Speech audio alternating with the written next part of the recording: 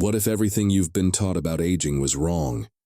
What if the pain in your back, the heaviness in your joints, the stiffness that creeps in each morning, were never natural at all, but the consequence of something quietly stolen from you? Every day, under the disguise of progress, a theft has occurred. A theft of movement, of connection, of the ancient dialogue between body and earth. Most people accept it without question, as though discomfort were the price of growing older. But those who sense that something deeper has been taken are the few who can begin to reclaim it. As Thoth wrote in the Emerald Tablets, wisdom hides itself until the seeker is ready. If these words find you, it's because a part of you already knows there is a secret buried beneath the noise of modern life, a forgotten act that holds the power to reverse the decay we call aging. Today, you will not just hear about it. You will receive the full map, a single simple movement capable of dissolving years of physical and emotional stagnation, of reawakening the current of vitality that once pulsed freely through your body. Most will scroll away, but not you. The moment you continue reading, you step into remembrance. For that which moves is immortal, the ancients said, and that which is motionless is bound to die. Aging does not begin with wrinkles, but with stillness, the moment the body forgets how to converse with the ground beneath it. Our ancestors never lost that conversation. Across the deserts of Africa, the forests of the Americas, the rice fields of Asia, people lived close to the earth, not above it. They worked, ate, and rested in harmony with gravity, their bodies shaped by the same soil that fed them. They did not need chairs or couches. The ground was both table and teacher. Picture an elder seated in a circle, back straight, hips open, surrounded by the warmth of the fire. Their posture was not training, it was being. This daily intimacy with the earth kept their joints supple, their spines aligned, their breath steady. Gravity was not their enemy, but their dance partner. They didn't resist it. They surrendered and flowed with it. In this living relationship between body and ground lies a truth the modern world has buried under layers of fabric and furniture. The ancients understood something our technology cannot replicate. That physical alignment and spiritual vitality mirror each other, as above, so below, as below, so above. To stay close to the earth was to remain close to life itself. The lower the posture, the higher the spirit rose. That simple act of grounding, hips near soil, feet wide, spine tall, was the silent meditation that sustained their strength. They drew not only food from the earth, but also energy, stability, and calm. Yoga, Tai Chi, Qigong, these are fragments of that wisdom that survive today. They systematize what earlier generations practiced instinctively. Each stretch, each squat, each deep breath reopens the blocked channels through which vitality once flowed. Modern science gives names to what the ancients felt: circulation, lymphatic flow, neuromuscular balance. But before it was biology, it was communion. The truth is simple. The body that forgets how to bend becomes the mind that forgets how to yield. The body that forgets how to rest near the earth loses its access to renewal. What we call aging is often nothing more than chronic disconnection, a loop of disuse reinforced by comfort. The cultures that never broke that loop remained mobile, alert, and strong even in advanced years. When we look at them, we see not miracles but memory, the memory of movement. And within that memory lives a principle of inner alchemy, transformation through rhythm. The act of lowering and rising, of descent and ascent, mirrors every cycle of nature, every breath, every heartbeat. In surrendering to that rhythm, the body dissolves its stiffness, the spirit dissolves its fear. You are about to rediscover that rhythm. The map is within you. Beneath the noise of thought, beneath the weight of habit, your body remembers the forgotten code. The first step is to return to the ground, to relearn the motion that unites strength with humility. For when you descend, you do not fall, you return. And when you rise again, you are reborn. Modern science, armed with its machines and measurements, is only now catching up to what ancient intuition already knew. When you bend your knees and lower your body toward the ground, something extraordinary begins to unfold inside you. It's not just a movement, it's ignition. Like turning a hidden key, the entire system lights up. The glutes, quadriceps, hamstrings, and core, the body's largest and most powerful engines, awaken together. Blood surges through long silent pathways, metabolism accelerates, and oxygen floods every cell. But the most remarkable transformation happens beneath the surface, in the invisible architecture of circulation, energy, and emotion. This motion works as a natural pump for the entire organism. Each descent compresses the veins and lymphatic vessels of the legs, propelling blood upward toward the heart. Each ascent draws in a wave of fresh oxygen and energy, rinsing away stagnation. With every repetition, the organs are gently massaged. The digestive system awakens, detoxification pathways open, and the brain receives a clearer stream of nourishment. The ancients called this the solve, the first stage of alchemy, the dissolution of what is blocked, the breaking down of old stiffness, the washing away of waste, both physical and emotional. We live surrounded by complex fitness machines that promise transformation through effort and strain, yet this simple primal act achieves what all those devices try to imitate. One motion, pure and complete, strengthens, stretches, circulates, and cleanses. The body was designed to be its own laboratory of alchemy, and the deep squat is the philosopher's stone that activates it. Through it, you dissolve the solid into the fluid, the heavy into the light, the inert into the alive. This movement doesn't isolate muscle from muscle. It teaches communication. As the ankles flex, the knees learn alignment. The hips unlock, releasing tension from the spine. Every joint begins to remember its role in the symphony. The nervous system rewires itself, refining coordination and balance. The body stops behaving like a collection of parts and becomes again what it truly is, one intelligent organism in motion. But the transformation does not end with muscle and bone. When the body starts to release its physical rigidity, another layer awakens, the emotional one. The human form stores memory far deeper than the mind. The hips, shoulders, and jaw are vaults where unexpressed emotions harden over years. Every disappointment, every fear, every swallowed word leaves a residue that the conscious mind forgets but the body remembers. The stiffness you feel when you first attempt the movement isn't merely mechanical. It's the echo of emotions buried alive. When you go down into the deep squat, the pressure and release act like a key turning in those locked places. The discomfort you feel is your body whispering, "Don't go there." That's where the pain sleeps. But you must go there because that is where the alchemy begins. By breathing through that resistance, you bring light, awareness, warmth, circulation into darkness. Tension begins to melt. The emotional armor begins to crack. People often report waves of sudden emotion, sadness, anger, even laughter, arising during the practice. It's not weakness. It's release. It's the body finally exhaling what the mind never could. This is the principle of polarity made visible. Stillness and motion, rigidity and fluidity, are not opposites but extremes of the same continuum. When you meet one side with presence, it transforms into the other. The rigid becomes soft. The pain becomes release, the fear becomes calm. This is internal alchemy in action. You are transmuting lead into gold, not in a crucible, but in your own flesh. Each practice becomes a ritual of reconciliation. You meet yourself, your past, your stories, your hidden griefs, and invite them to move. Through that movement, you liberate energy that was locked in old memories. Your body becomes lighter, not just in mass but in vibration.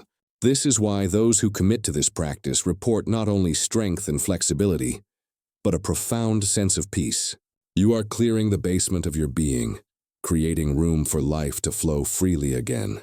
In this process, something deeper emerges. As the old layers dissolve, you begin to sense a quiet intelligence within. The same rhythm that moves tides and seasons moves through you.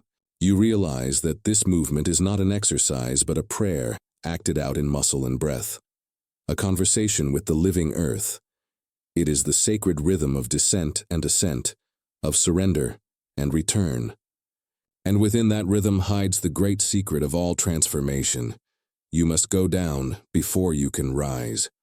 When you lower yourself, you symbolically enter the underworld, the nigredo of spiritual alchemy, where the old self dies. When you rise, you enact the albedo, the rebirth of purified matter. Each repetition is a small death and resurrection, a microcosm of existence itself. This is why every culture that remained close to the earth revered this gesture. It is not about exercise. It is initiation. So when you squat, do not think of muscles or calories. Think of rebirth. Feel the weight of the world above you dissolve as you descend. Feel the strength of the earth rising through your feet as you ascend.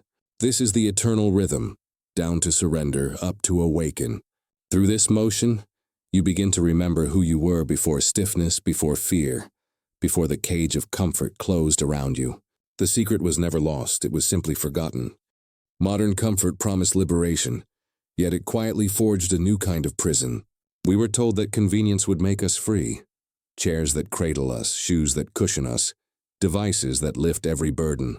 But every invention designed to spare us from effort came with an invisible cost. The body that no longer works no longer grows. The muscles that are not used begin to vanish. The nervous system that never balances on the edge of challenge begins to forget how to adapt. Comfort, once the reward of civilization, became its curse. Imagine a wild tiger, powerful and alert, muscles rippling under its skin as it hunts and moves through the forest. Now place that same creature in a cage, with food brought to its door and no need to move. Within weeks, its muscles soften, its spirit dulls, its eyes lose their fire. The animal survives, but it no longer lives. That is modern humanity, fed, clothed, entertained, but stripped of the primal dialogue with the environment that once kept us strong, alert, and alive. Our ergonomic chairs, our climate-controlled rooms, our escalators and cars, these are golden bars around the cage. We traded freedom for ease and called it progress. Each time you choose the elevator instead of the stairs, the couch instead of the floor, you tell your body a story. You are no longer needed. And the body, a machine of perfect efficiency, obeys. It shuts down the systems that lie unused. Bone density drops, muscles atrophy, joints lose lubrication, the pulse of vitality slows. We call it aging, but in truth it is the slow withdrawal of life force caused by inactivity. Thoth warned of the chains man forges for himself, chains so beautiful that he mistakes them for adornments. The modern world has wrapped us in these glittering bonds. We feel safe, comfortable, and yet enslaved to the very devices that promise ease. This false comfort dulls our instincts, silences the body's wisdom, and disconnects us from the rhythm of the earth. What was once natural effort has become unnatural luxury, and in that inversion lies our decay. To reverse this, one must perform an act of rebellion. Refuse the lie that comfort equals happiness. Refuse the myth that rest means stillness. Life is movement. To stop moving is to begin dying. Sit on the ground again. Walk barefoot. Feel the texture of soil, wood, and stone beneath you. Choose effort, not because it's hard, but because it's true. The deep squat becomes the weapon of liberation. A small, quiet revolution against a system that thrives on your weakness. Lowering yourself to the ground is not submission, but remembrance. You are retraining your body to trust gravity again, to use it rather than resist it. You are anchoring yourself back into the field of life's force. In that posture, energy no longer scatters upward into thoughts and anxieties. It roots downward, stabilizing your nervous system like a tree drawing strength from its roots. The body discharges the static of overstimulation into the ground and receives back the steady current of the planet's calm. We live in the age of distraction, where attention is pulled outward in 1,000 directions, screens, news, notifications, constant noise. This fragmentation drains energy faster than any physical labor ever could. The mind races, the breath shortens, the body tenses. We call it stress, but it is disconnection, the loss of center. The antidote is grounding, the deliberate act of returning the energy to the earth through posture and awareness. The deep squat is grounding made flesh. By lowering your center of gravity, you draw your awareness back into the present moment. Your focus narrows to breath, balance, and sensation. Time slows, thought dissolves. What remains is pure presence. This is meditation without sitting still, stillness born from movement. In Eastern tradition, this is the awakening of the root chakra, the base of the spine, the energetic root of survival, stability, and power. Like the root of a tree, it connects you to the earth's field. When neglected, fear and anxiety dominate. When strengthened, you feel calm, capable, and secure in your own existence. Squatting closes the circuit between your body and the planet. It is the literal drawing of a sacred circle. In that circle, the excess charge of restless thought drains into the soil, while the nourishing energy of the earth rises to fill its place. You are a conductor in this exchange, an instrument through which energy flows. As the tension of modern life leaves your system, you begin to recharge, not through caffeine or stimulants, but through resonance with the living world. The body hums at the frequency of balance. The nervous system calms. The pulse deepens. This is the biological face of what mystics called grounding, and scientists now describe as parasympathetic activation, the shift from fight or flight into rest and repair. When this system awakens, your physiology changes. The heart slows, digestion improves, hormones rebalance, immune function strengthens. Healing, once delayed by constant stress, resumes its natural pace. Aging slows not by magic, but by alignment. In this state, you rediscover the serenity that no device can sell. The noise of the world fades, and what remains is quiet power. The sense that you are not separate from the ground you stand on, that every breath connects you to the pulse of the planet. This is what the ancients meant when they said, "Seek first within the circle of earth, and remain in the light." To squat is to remember. To breathe deeply there is to return home. To rise again is to declare, "I am alive, I am grounded, I am whole." When you anchor yourself to the earth through this ancient movement, something profound begins to shift. Not only in posture, but in perception. You start to feel the difference between artificial energy and true vitality. Artificial energy spikes and fades. It feeds on stimulation. True vitality is calm, steady, and enduring. It comes from balance, from the invisible harmony between your nervous system and the magnetic pulse of the earth. Every deep squat is an act of reconnection, a reminder that the source of life has always been beneath your feet, waiting for you to remember it. As you continue the practice, the body's systems begin to harmonize. Blood circulates more efficiently. The spine regains its natural curve. The heart and lungs expand freely, no longer compressed by tension. Your breathing deepens, your sleep improves, and your mind grows quieter. These are not miracles, they are restorations. You are returning to the operating conditions for which the human body was designed. The earth becomes your medicine, gravity your healer, movement your prayer. This alignment of body and earth carries within it a lesson about aging itself. Society has taught us to fear time as an enemy, to measure life by decline. But what we call getting old is often just the cumulative effect of disuse, of systems left idle, of energy left ungrounded. The body ages prematurely when it forgets how to discharge stress and absorb renewal. The deep squat restores that exchange. It teaches the cells to remember the rhythm of regeneration. When you descend, the pressure created through your feet and legs signals the bones to stay strong. When you rise, blood rushes upward, flushing organs with oxygen and nutrients. These physical effects have spiritual echoes. As the bones are strengthened, so is willpower. As the organs cleanse, so does emotion. The body and soul mirror each other perfectly. As below, so above. The parasympathetic system, the circuitry of restoration, awakens through this grounded rhythm. Your heartbeat slows into coherence, brainwaves soften, cortisol falls. The entire internal landscape shifts from survival to creation. This is the state where the body repairs itself, where cells regenerate more efficiently, where the processes we associate with aging begin to slow. The ancients didn't call this science. They called it alchemy. They understood that peace of mind and strength of body are two faces of the same coin. You cannot heal one without the other. Every time you lower yourself toward the earth, you surrender the mental noise of modernity. Every time you rise, you reclaim the quiet authority of presence. This alternation between surrender and empowerment is the essence of vitality. It's why people who live close to nature, who still sit, cook, and rest near the ground, retain their agility and calm well into advanced years. They live in rhythm, not resistance. And this rhythm does more than sustain health. It alters consciousness. The mind, accustomed to chaos, begins to tune itself to slower frequencies. Awareness expands downward as well as upward. You feel rooted yet alert, calm yet powerful. The surface tension of daily life loses its hold, and in its place arises a grounded confidence, the kind that doesn't depend on circumstance. It's not about appearing young. It's about being alive. This grounded confidence is the real antidote to aging. Not creams, not pills, not the endless chase for youth. Youth is not a number but a vibration. It's the freedom to move without fear, to rest without pain, to act without hesitation. The deep squat trains this freedom into your bones. It teaches you to live close to the center of your own gravity, unshaken by the external world. As your practice deepens, something else becomes evident.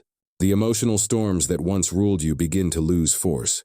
Anger no longer erupts uncontrollably. Fear no longer freezes you. You realize that emotions are energies moving through your system, not identities to cling to. Grounding transforms reaction into awareness. It gives you the space to choose your response. This is sovereignty, the mastery of your inner state. In this mastery lies the true secret of longevity. A calm nervous system does not waste energy in unnecessary defense. It conserves life force for repair and renewal. Your heart works efficiently. Your digestion becomes smooth. Your sleep becomes deeper. Each night the body heals itself, and each day it moves through the world with effortless grace. This isn't philosophy. It's physics. The human organism is designed to resonate with the planet's frequency. When that resonance is lost, disease begins. When it's restored, vitality returns. Modern life disconnects us with shoes, screens, and ceilings. The deep squat breaks those barriers. It's the most direct way to re-enter the current of life force that surrounds you constantly. In that current, aging no longer feels like decline, but evolution. Wrinkles become records of laughter. Gray hair becomes silver thread in the tapestry of experience. Strength doesn't vanish. It transforms into wisdom expressed through movement. You begin to understand that aging is not about losing youth, but about refining it into essence. Each time you practice, you repeat the ancient mantra written not in words but in motion. I descend to remember. I rise to renew. This is the cycle of life made visible in your own body. You are no longer fighting gravity. You are cooperating with it. You are learning again that what holds you down is also what sustains you. And so the practice becomes more than exercise. It becomes remembrance of the forgotten covenant between human and earth. Covenant that says, as long as you honor the ground that supports you, it will give you back the strength, stability, and serenity you have been seeking everywhere else. Close your eyes for a moment and imagine two futures, both possible, both waiting for you. In one, every movement is careful and hesitant. You avoid stairs because your knees ache. You struggle to rise from the floor, so you stop sitting there altogether. The world slowly shrinks to the height of your furniture. Independence slips away not in a single day, but through 1,000 quiet avoidances. In the other future, you move fluidly. You crouch to tie your shoes, to play with a child, to tend a garden. Your body feels alive, awake, grounded. You are not fighting time, you are moving with it. The path that separates these two versions of yourself is simple. One remembers to move, the other forgets. Every deep squat is a decision about which path you take. It is not just physical training. It is the daily rehearsal of freedom. Each descent and rise declares that your autonomy still belongs to you. The ability to control your own body, to stand, to kneel, to rise unassisted, is the foundation of dignity. The moment you outsource that ability to comfort, you begin to surrender pieces of yourself. But when you reclaim it, something ancient stirs. The spirit of self-reliance that built civilizations and carried humanity across deserts and oceans. This autonomy is the purest form of power. It frees you not only from physical limitation, but from the fear of fragility. The fear of falling, of not getting up, of depending on others. These fears age people faster than years ever could. They shrink the mind long before they weaken the body. Through practice, these fears dissolve. You rediscover trust in your own structure, in the wisdom encoded in your muscles and bones. The squat becomes a dialogue of faith between body and consciousness. You begin to feel the truth of an old Hermetic axiom. The body is the mind made visible. Each time you rise, the body tells the mind, I am strong. The repetition imprints that message deeper than words. What begins as movement becomes belief. Over time, belief becomes identity. You start living from the certainty that you are capable. And capability is the most powerful anti-aging elixir that exists. Our culture worships youth yet fears effort. sells vitality in bottles while discouraging the very work that sustains it. The deep squat costs nothing but the will to practice. That is why it threatens the system. No one can sell you your own strength once you realize it was always yours. True rejuvenation doesn't come from a laboratory. It comes from participation, from choosing again and again to meet the ground halfway. You can see this truth in the smallest acts of life. The ease with which you sit and stand determines how freely you move through the world. The ability to reach the floor with comfort is the foundation of every action that gives independence meaning. Without it, even simple joys fade, but with it everything remains possible. To squat is to keep the gateway open between youth and age, between dependence and freedom. Through this daily ritual, you prove to yourself that age is not a sentence but a state of mind expressed through motion. When the body moves with confidence, the spirit follows. When the spirit stays young, the cells listen. They repair more efficiently, regenerate faster, obeying the vibration you sustain through action. This is not mysticism. It is biology guided by awareness. Every repetition is a message written in your own DNA. We are still evolving. The muscles strengthen because you ask them to. The joints restore because you use them. The nervous system rewires because you challenge it. The body was designed for adaptation. Give it movement and it gives you resilience. Give it stillness and it gives you decay. The moment you understand that choice, you become your own healer. You stop waiting for someone to save you and start shaping your future with every breath, every rise. This is what the ancients meant by becoming a master of alchemy, transforming ordinary acts into sacred rituals that transmute weakness into strength, fear into courage, inertia into vitality. Now imagine your life 20 years from today if you honor this practice. You wake before sunrise. You lower yourself easily to the ground, spine straight, breath steady. You feel the pulse of the earth moving through you, as if gravity itself were a living force embracing you, instead of pulling you down.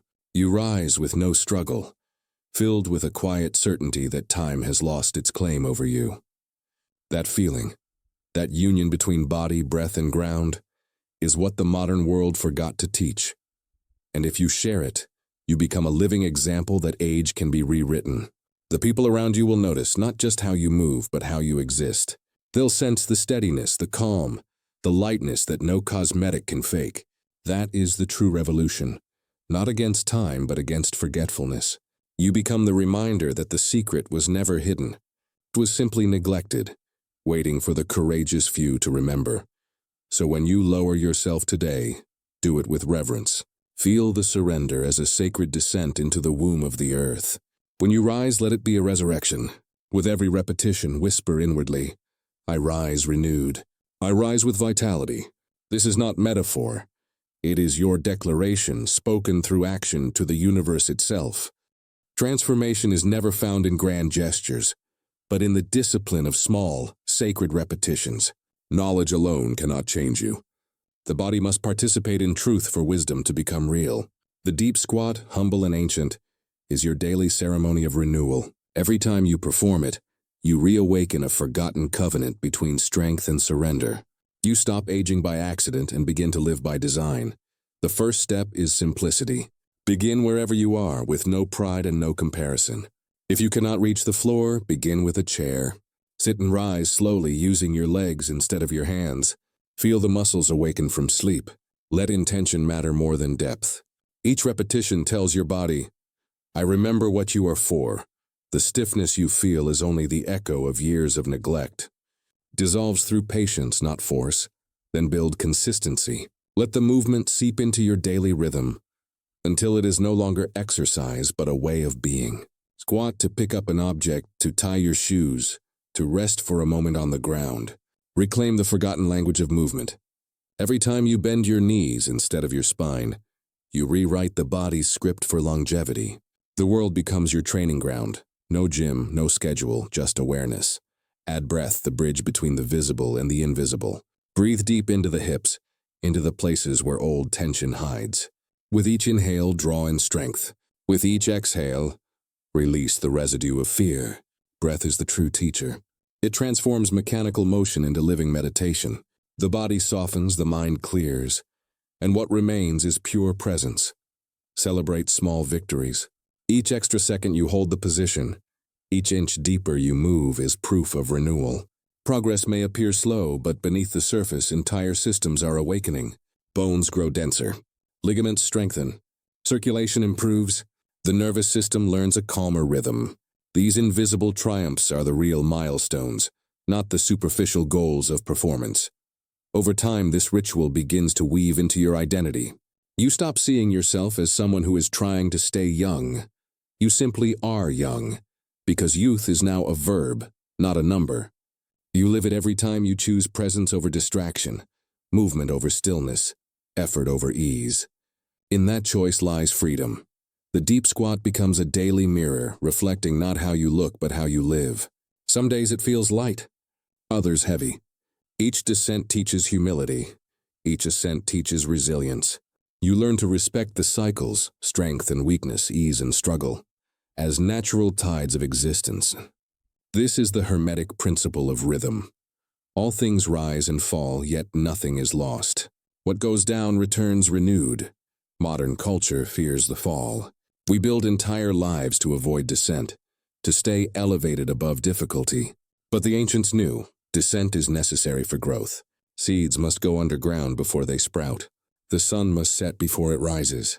When you lower your body in the squat, you enact this cosmic truth. You embrace the descent not as defeat, but as preparation for renewal. The rising that follows is not forced. It is inevitable. Each session becomes a meditation on this law of rhythm. You discover that resilience is not the absence of hardship, but the skill of returning. You stop resisting gravity and begin to cooperate with it. This cooperation extends beyond the body. You start to notice it in how you meet life itself, how you fall and rise through relationships, through challenges, through the passing of time. The practice rewires not only your muscles but your perception. The ancients understood that mastery of the body is mastery of the mind. When you can move freely, you think freely. When you trust your foundation, you stop fearing change. The deep squat is the literal training of trust. Trust in your balance, in your strength, in the ground beneath you. That trust radiates outward into everything you do. And in that trust, age loses its tyranny. You stop measuring life by years lived and begin to measure it by depth experienced. Your movements become prayers, your breath a hymn. You are no longer chasing youth. You are embodying eternity in motion. Share this wisdom. Let your life be the proof.